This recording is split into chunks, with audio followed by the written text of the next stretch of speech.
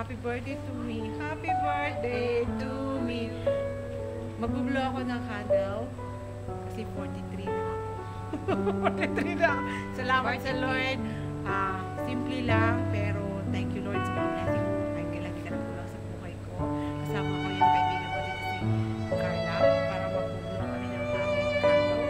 Kasabay ang aking re-request, ang aking wish para sa sarili ko at para sa inyong lahat.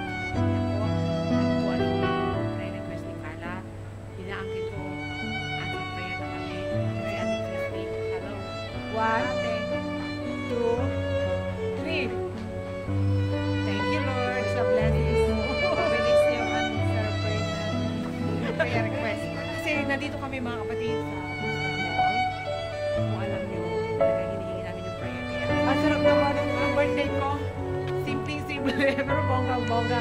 Sino ba namang mag-blow? Last year, noon kami ni Ate Christy sa Gethsemane, Mount of Olives. Nag-blow rin ako ng candle. Yun ang makapakulo ko sa buhay ko pag-birthday. Tapos ngayon naman, nandito sa windshield wall. Kaya yung prayer ko, para sa inyo lahat.